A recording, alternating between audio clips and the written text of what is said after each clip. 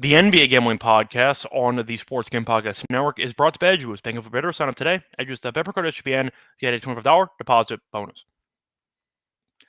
And welcome, everybody, to the NBA Gambling Podcast here on the Sports Game Podcast Network. It is currently Friday evening, around 6 p.m. Eastern Time on May 30th. First episode of Sky Reichel, once again joined by Lonte Smith. Together, we're going to break down the only game on the card for Saturday, Game 6. Weren't sure we were going to get a Game 6, Lonte, but we got one, as the Knicks were able to win Game 5. We are officially waiting to find out who's going to play the Thunder in the NBA Finals, but the Knicks survived to fight another day, as Game 6 is going to be taking place on Saturday. Apologies if you were expecting an episode earlier today at normal time at 11 a.m. Truth is, there was no need to have an episode because we had no games for today, so we decided to just record it later. Point is, though, games taking place tomorrow should be fun. Belante, how's it going with you? What's up? Pretty good, man. Glad we got another game and we're not deprived for a week without basketball. I'm hoping we get a game 7 for Monday too. Just, I guess, a little preview of what I expect. Yeah, either way, point is Game 5 we'll talk about in a second. For the recap, pretty good for me in general. I did think the Pacers were going to win. That didn't work out. I did hit the dog, though. I hit my lock. I had the Josh Hart rebounds that got there. I gave out the double-double on the Mothership show a couple days ago at plus 360. That got there too, so that worked out well for me. Shout out to Josh Hart, who had a monster second half to help me cash that bet. Plus, I know we also hit the Underdog lineup, which is pretty nice. We dominated that too. We had Hart higher on his rebounds, Nembhard lower on his points, and Mitchell Robinson lower on his PR. And that was a nice payout as well. So hit the Underdog lineup, hit the lock for me. That barely got there. I don't know if it barely did. I mean, Robinson played his classic 20 minutes, finished with 12. What did he? Or 13. Like, it wasn't like that much of a sweat. It was fine, I thought. He had a monster first quarter, but he doesn't play many minutes besides the first quarter, so it was fine. But no, overall, it was pretty good. So can't complain there. But I'll ask you, though, for your thoughts on Game 5. What do you think? Because the Knicks showed up, punched him in the mouth, Pacers hung around, but Halliburton no-showed the entire game. So the Knicks ended up winning. Brunson was great. Cat looked good, despite the knee concerns. He showed no issues there. Yeah. And nobody in Indiana could hit a shot. Mm-hmm. And the Knicks won. So what are your thoughts? Yeah, I thought the game played out exactly how I thought it would. To be honest, I thought that the Knicks would come out with a lot of energy, a lot of effort, and you could see that from the jump ball. Brunson was efficient and effective way early on. I thought Tibbs did a good job getting him off the ball a little bit earlier, getting him into their half-court sets, which I kind of been calling for. Did a really good job of, crowding the space of Halliburton. I just thought the effort was at an all-time high, which, again, is what I thought. You can't fake desperation. They just looked like the desperate team. If you saw Siakam's post-game, you saw him kind of allude to the fact that, hey, they just played harder than us, and it showed, and I think that's really what it is. Now, if you're a Knicks fan, you're kind of thinking, hey, we got to play with that same effort on the road. If you're a Pacers fan, you're saying, no, we're not going to play that bad at home, which they haven't. I don't think they played really bad in Game 4. I think the Knicks just were desperate again. So, back against the wall, Knicks has been the best Knicks of the playoffs. So it's going to be interesting how I move forward. But I thought the game played out similar to how I envisioned it playing out. Did not think it played out that way. I thought that with the Cat injury, I thought it was going to be more severe than it actually was. So Cat looked very good. So that one I got wrong. However, I thought the Pacers offensively would still find a solid amount of open looks. And that just didn't happen. Knicks came out like a team that was desperate, the team that had their season on the line, and they dominated for the most part. The defense was great. I thought Shamet's intensity was very important. I thought that, once again, Brunson was hitting every shot early in the game. He went 12 of 18. He was great. The Cat was really good. It just felt like Indiana, besides Mathurin having a 20-plus point game, nobody did anything on Indiana offensively the entire game. Siakam had 15. He was actually a -1. He was the only starter whose plus-minus wasn't absolute garbage. Every other starter had a plus-minus of -20 or worse. Nembhard continues to struggle. Turner took 3 shots the entire game. I don't know what the hell he was doing. Nesmith was 1 of 8. He only played 16 minutes. And Halliburton took 7 shots. So after having a monster game, he ended up doing nothing the game after, and the Knicks jumped him. But Halliburton, quick moment of silence for his top 10 NBA player candidacy, which lasted about a day and a half. because he's not a top 10 player in the league. He's between 12 and 20. That's fine. Nothing wrong with that. But he's not top 10. But he no-showed a game. I expect him to bounce back in Game 6. But it felt like Indiana played like a team that knew they had a couple of games, I'd say, they had extra lives in their back pocket, and the Knicks didn't have that. It felt like the Knicks showed up in a must-win game and played the part of a team that was desperate, a team that was going to out-hustle you and just play better basketball, simply put. Indiana came in there like, oh, we got a couple games. We got game 6 at home. We're fine. And they kind of no-showed the entire game. That's how I looked at it. Is that what you saw? Because I feel like that kind of sums it all up.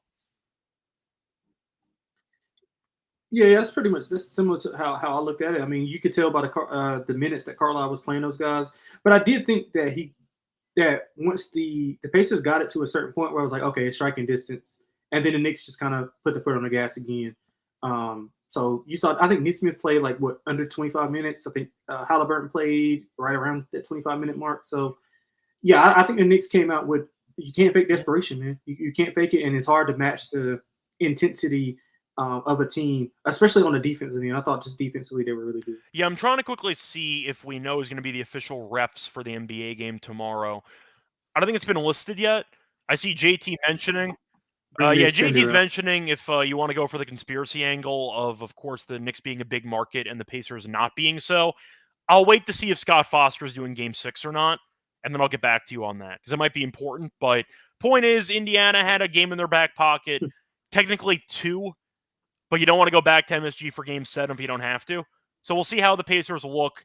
I'm not going to overreact to it that much, but it was a nice win for the Knicks that they needed, and we'll see how they look here in Game 6.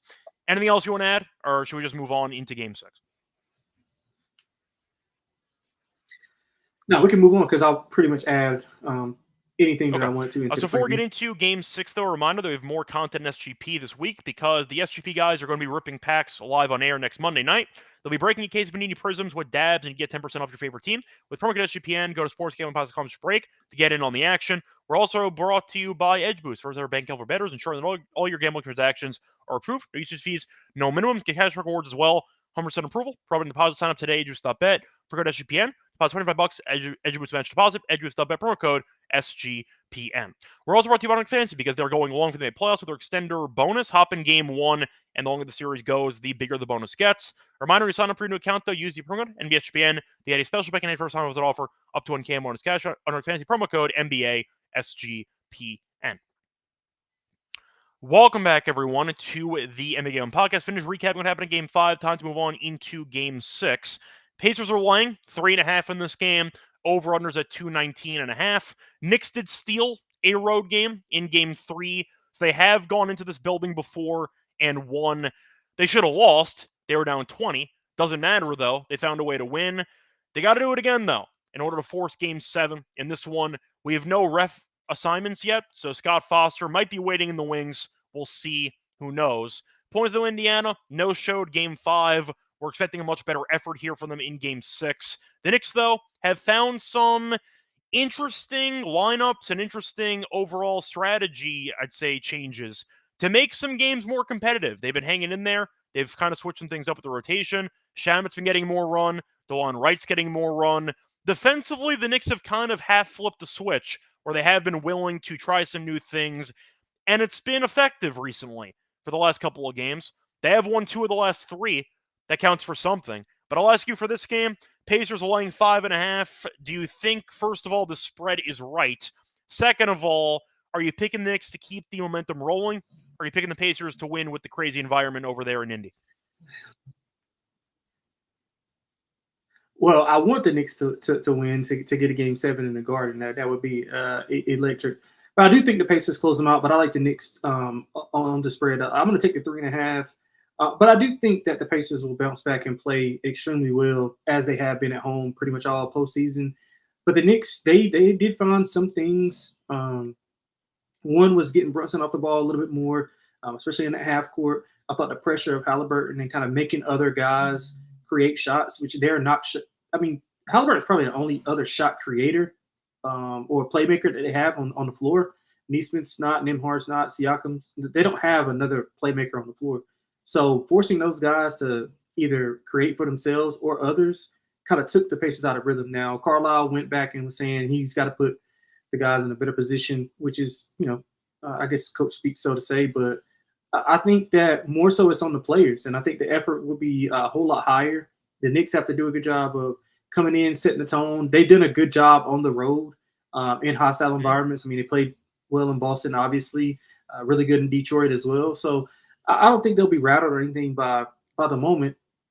But I do think the Pacers will probably be just a little bit better in the end and maybe force the Knicks to run out of gas and make a few more plays. But I think Knicks will stay within a number. I think this is a classic game, 2-3 point game.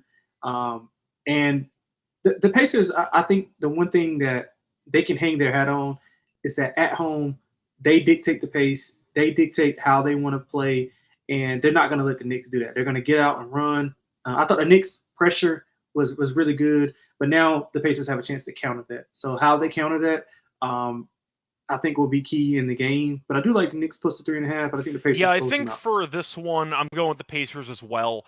It just felt like a game I got it wrong. I'll admit that, but I thought the Pacers would come in with more urgency. Maybe just because I figured they would want to end it as quickly as possible. They did the opposite. They didn't give a damn. They no-showed the entire game. The Knicks came out there, punched him in the mouth early, punched him again in the second quarter, and at that point on, the Pacers really never got into it. They made a bit of a run there early fourth quarter. It was never really that close. The Knicks kind of coasted, and they looked like the better team. So I'll pick Indiana to once again look sharp at home. I'll pick them to win. The argument for the total we're going to talk about in a second, because it could go either way. But I do think Indiana played the worst game they could possibly play, and I'm not going to overreact to that. I'll pick him to bounce back at home in Game 6. Halliburton better shoot the ball more. He was very passive. I think he'll look better moving forward. One thing I will give Carlisle credit for, though, with the entire team playing badly, he kind of experimented with the bench unit, which maybe will allow other guys to get runtime in Game 6. Like Jarris Walker, he was barely playing the entire series, and then he actually had 13 minutes. He scored 6 points. I thought he was fine. Mathurin played 25 minutes. Shepard played 22. Obi played 18.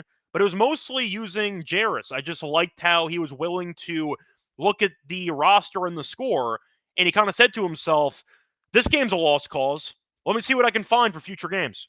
And he might have found another guy in Walker maybe for a couple minutes. So we'll see what happens. But I do like how Carlisle, I don't want to say pulled the plug, but I like how he was willing to kind of throw bench guys out there to see if anything can be applied to future games. I kind of liked how he planned that out.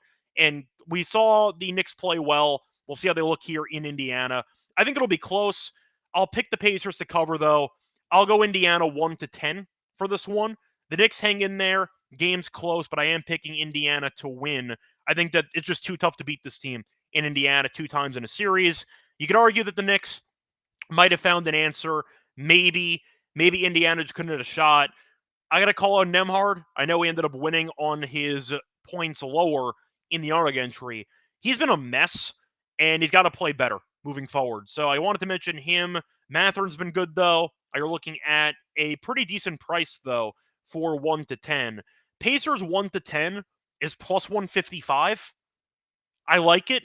I think if Indiana wins, it's close. I see the Knicks hang in there no matter what. But I do think Indiana will just make enough shots down the stretch, force enough mistakes from the Knicks to win. And I see them winning by like 6. That's where I'm at. So give me the Pacers 1-10 for this one at plus 155.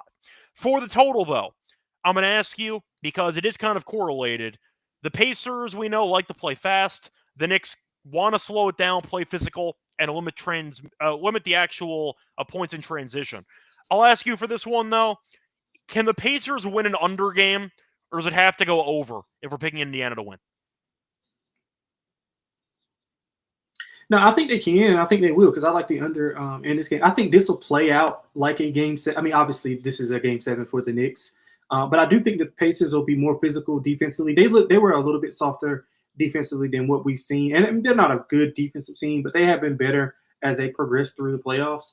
And I thought they were just a little bit softer on defense in New York. And once the kind of avalanche got going, you kind of see them not press up a little bit as much, and they're not turning the guys over. So I do think that they'll play a little bit more slower I know they want to play a little bit fast, but I think they'll play a little bit more slower, more physical, and I think the Knicks defense will kind of dictate that. I think the Knicks defensive intensity, and their defensive sets were a lot more sharper. So I don't think that the Pacers actually want to slow the ball down. I think the Knicks defense will be good enough to where they have to slow the ball down.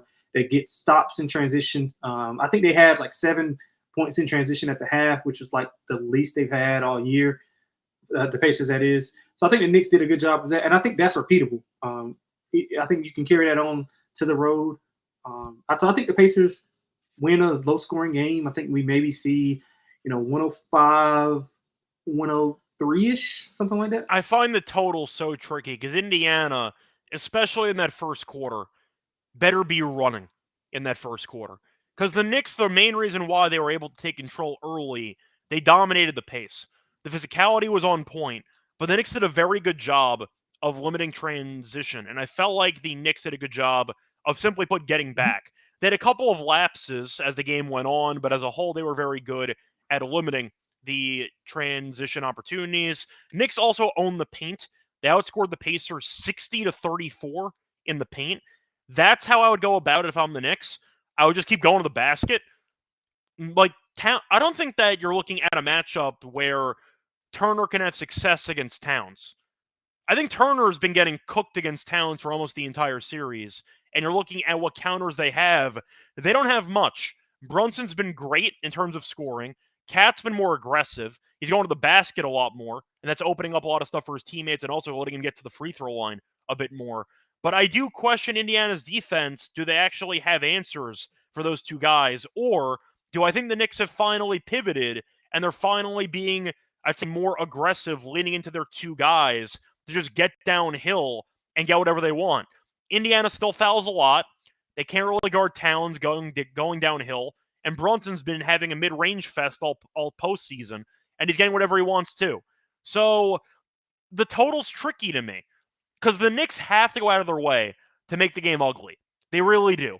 And I do think the Knicks can, in theory, win a high-scoring game, but their chances go up dramatically if it's low scoring. So based on that, I'm going to go with the under in this game.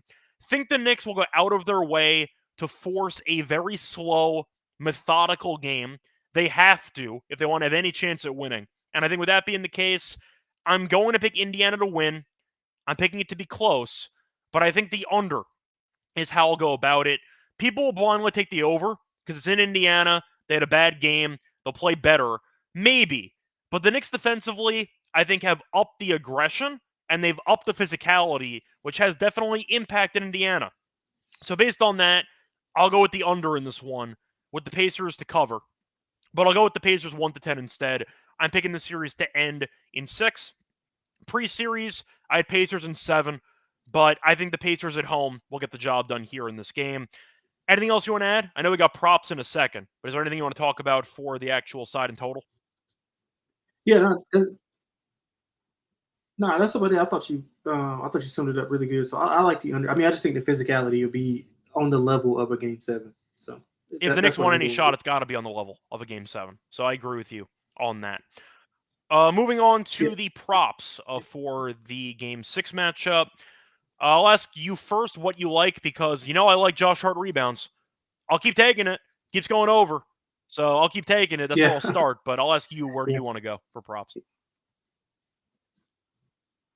Yeah, I guess the easy one would be would be Tyrese if you believe he's going to have a bounce back effort. But I think there was something to the way the Knicks played him. So I would look at Tyrese under still. I mean, I know it's going to be a popular bet to go over, but I like his under because the defense that McHale was putting on him, they crowded him. They forced him to, play through a lot of contact off ball. And once he didn't get the ball off the rebound or was not like given the ball to, do his advanced pass, he wasn't really seeing a lot of the ball. So I think they did a good job there. So that's one of my sleeper ones that I'm probably going to be on, under 20.5. Yeah, he had one monster scoring game, but he's been pretty bad at scoring in every other game. So I can get behind that too. Yeah, and granted, he's not a scorer. Like, he doesn't have to score. I mean, they're better when he scores, obviously. But he's a 16 to 20 point scorer. Like, I think that's around the range that he's going to be like his whole career. He's a pass first point guard. So I don't like the scoring thing. doesn't really bother me as much as it does other people, but he just wasn't aggressive enough. That's the issue I have with Halliburton, because he constantly looks to pass. He doesn't actually look for his own shot enough, and that kind of makes him, I don't want to say a liability offensively, obviously, but it feels like it limits his upside because he's not really looking for his shot all the time. So if you stay home, you know he's most likely going to kick it out. And I feel like that's something that teams are starting to kind of key in on a bit more, at least from what I've noticed, with the exception of Game 4, where he went crazy and he 30-plus points. I just don't see why he can't be that aggressive all the time. That's kind of the issue I have with Halliburton as a player, and I'm hoping he realizes that and kind of adjusts his mental psyche and starts being more aggressive, looking for his own shot more often. But I agree with you. I think this number is pretty high. I'll go with the under with you on the points. I'll go for a role player, which I think is pretty fun. Give me Landry Shamet over half a three-pointer. Even money. He's made a 3 in 3 straight games. He's played double-digit minutes in 3 straight games. His No, name but the point is he comes around screens. He can shoot a little bit. His defensive intensity is definitely impressive. He's been a pretty important piece off the bench for this team. And it's at even money. He's attempted 2+ in 3 straight games. I like the volume. He can make shots. Clearly the Knicks like using him because his intensity defensively is on notice. It's been very noticeable. Like, I think he's been good in the series. Give me Landry Shamet over half a 3 at even money. That is on BetMGM. Do you want to ask you, though, any other props you want to mention? Yeah, I'm going to go with Miles Turner. I think he's an X factor. He hasn't been playing well. Shot attempts have been under 10 in back-to-back games. But I do think he plays better at home. I think 19 and 13 is what he scored in games 3 and 4. So he's been a lot better at home. I think he'll be more assertive. He's getting a lot more of the Karl-Anthony Towns. They're trying to switch trying to switch Miles Turner on to Karl-Anthony Towns, the Knicks, that is. And Karl is pretty much just doing whatever he wants to against him and Siakam. But I do think Miles will be a little bit more aggressive on the glass, and I think he'll be a little bit more aggressive in making some of his shots because they were murdering them in the pick and roll in that first 2 games. I think they kind of got away from it a little bit more because they were going to Siakam, and Siakam had it going. But I think the pick and roll should be in full effect for this specific game. So I like Miles Turner over. And who else did I like? I think that's about it until we get to the dog section. Well, I am going to ask you, though, are you fading Nembhard again? Yeah, I think I will, man. That would be. It depends on what is the number still 11.5. Quickly check because he has been really, really bad. Because I think that, yeah, I think Benedict Mathurin he'll have an early clip. I think I think Nembhard will have an early clip if he's not effective early. And I mean, he's not doing a ton defensively on Brunson, so it's not like this. This is the time where you got to play this like a game 7. So if something's not working, you got to get away from it. And Carlisle does a good job of that anyway. So I think he'll be fine with whoever he has to come out there. Maybe if you go with more size, you want to put Toppin out there a little bit more. I can so it got adjusted a little bit. It's at 10.5. So it's not as bad or as high as it was, but it's still bettable. So It's still 10.5. Yeah, I think it closed 10.5 yesterday too. So yeah, I don't hate it. Yeah, for reference, he has had less than 10 points in 3 straight. He's had 9 points in the last 2 games combined. So there you go. I do want to point out, though, I am also going to mention Cat points in this game. It's at 21.5. He's had at least 24 in 3 straight. He's been really good. He's getting downhill. Turner can't guard him. And it feels like he stopped settling so much from outside shots. He's been aggressive ever since the second half, fourth quarter specifically, of game 3.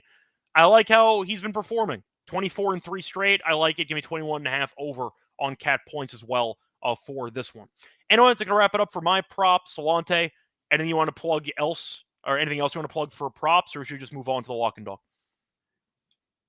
Oh, no, that's it. We're all good. So before we get into the actual best bets for the show, reminder they're brought to you by our sponsor, which is Rhythm, because our job at SGPN is to help you find the best picks. And now we've got a new tool to help take things to a new level. You've heard us talk about Rhythm before, and now they dropped a brand new game-changing feature called Power Trends. They are AI-detected patterns where Rhythm's models have consistently won, and they have a high ROI. Power Trends are uploaded every single day, and they're exclusive to Rhythm. No touts, no noise, just clean data-backed bets. And you can also download the Rhythm app, check out the Power Trends, and start betting smarter. You know that we will be doing so. Also, try it for free for a week based on 7-day free trial. Go to sportsgamblingpods.com/RATHMM.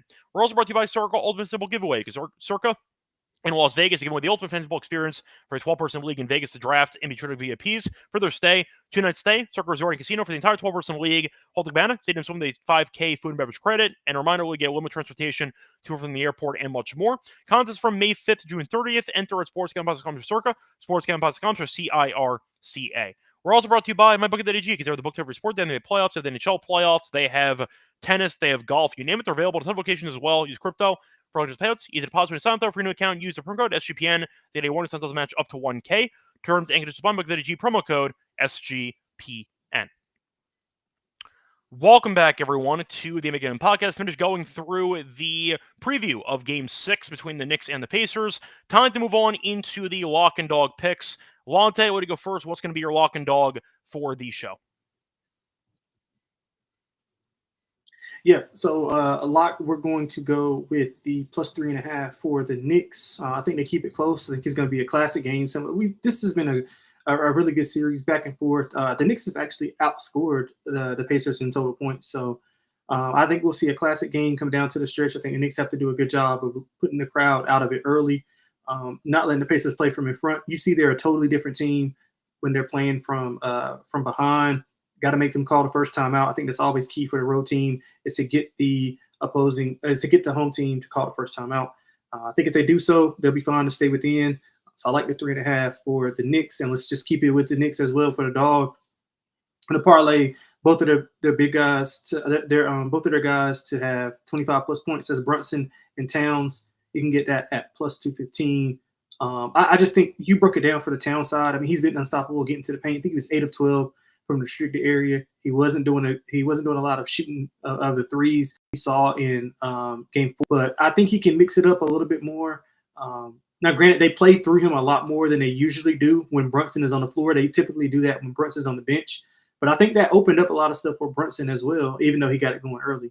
But I mean, Brunson's going to get his 25 regardless. But I think Cat has a big game as well, and I hope I'm wrong and the Knicks win and we get Game 7 on Monday. But I think the Pacers close them out. But I think it'll be a classic game. Yeah, so for my lock, I think I'm just going to go back to what's been working. I'll go back to it again. Why would I stop? Give me Josh Hart rebounds again at 9.5. Still +105. Sure. Thanks, I guess. I mean, it keeps going over this number. I don't know why I'm going to stop taking it. You're looking at it being plus money again, exact same price. And he's had at least 10 rebounds in 3 straight. He's had at least 10 rebounds in 5 of the last 6 games. He's been a monster on the boards. He's had at least 10 rebounds in 14 of his last 18 games against the Pacers. He's just been a monster on the boards. He plays 34 minutes every game minimum. And I think with a must-win game being, of course, on the cards for the Knicks, I see a good spot for Hart to play a bunch of minutes again. He might be sitting for the first 7 minutes of the first quarter again. I don't care. That's fine. He'll still play 34 the entire game. Give me Josh Hart over on his 9.5 rebounds at +105 as of my lock. For my dog, I think I might go with a Turner fade because I really just have not been a fan of how Turner's played recently. And you could argue maybe that was one game. Maybe he'll look better. I have just not been a fan of how he's been performing. I think that he's a guy who just doesn't, maybe it's a basketball IQ thing. I'm not really sure what it is, but I've just not been impressed by just watching Miles Turner play over the last couple of games. So I'm going to go with a Miles Turner fade, actually. I think he's going to struggle in this game. I'll go with a same-game parlay, actually, for Turner in this one. I'm going to go with Miles Turner under his points, and I'm going to throw in the threes, actually. I think he'll be a ghost for this game. So I'll go with Miles Turner under on his 14.5 points and his under 1.5 threes. Unfortunately, though, that does not pay out enough. So I might have to pivot, actually, which does kind of suck. Instead, I'll pivot to 2 guys in Indiana who have not done much recently. I think they'll struggle again. I'll stay with the Turner under points. Give me Turner under 14.5 points. But I will throw in Nembhard under 10.5 points. So once again, Turner under 14.5 and Nembhard under 10.5 plus 226. That'll be my dog. I'll fade those 2 guys. I think they'll struggle. I think Siakam and Halliburton take over more of the offensive load in this game. But I don't trust Turner. I don't trust Nembhard. They're good enough for me. I'll go with those 2 guys fading as my dog for the show. Now it's time for the underdog entry for the game itself. Lonte, I know that, of course, I like Josh Hart rebounds. Do you want to reuse it again? Okay. Good. Yep, and cat points. Love that. Okay, so that's like 2. Do you want to go back to Nemhard, or do you want to go for something different? You want to go Mathurin? Nimhard. What was it? What's the other one that you said you like? See, I like Turner to go higher. I'm very like anti Miles so Turner. Stay off of that one. I'm just not a Miles Turner guy. Yeah. You want to go Hallie? We could do that, or if you wanted to, we could try Mathurin if you want to go for it. Yeah, see, I kind of like Mathurin because I think Nimhard will struggle. We could let's just go back to the. It's at 9. It's at 9.5. Yeah, let's go to the Nimhard. Let's go to the. You want to do it? Under. Oh yeah. Oh, you mean go higher on because I don't like Nemhard either in this game. Yeah. Okay. So once again, our 3-pick entry for underdog is going to be on Josh Hart higher, 9.5 rebounds. Going to go with Karl-Anthony Towns higher on his 21.5 points. And last but not, actually, it might be 22.5. Let me quickly check.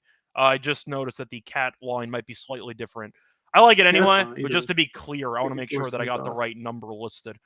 So it is 22.5, so apologies there. So once again, the 3-pick entry for underdog is going to be on Josh Hart higher, 9.5 rebounds. We're going to go with Karl-Anthony Towns higher, 22.5 points, and Mathurin higher, 9.5 points. That's going to wrap it up there for the show, and we'll see when we'll be back for the next episode. If there is a Game 7, we'll be back for that. If not, we have a couple days off, so we'll see when we're going to be back for the preview of the NBA Finals. But either way, that's going to wrap it up for the show. Lonte, anything else you want to add? That's about it, man. Hopefully we'll be back on Monday for talking about a Game 7 and the Knicks potentially. Yep, we'll see what happens. I did give him 11% chance to do so. You gave him a higher chance than I did. But either way, we'll see how Game 6 unfolds on Saturday. We'll go from there.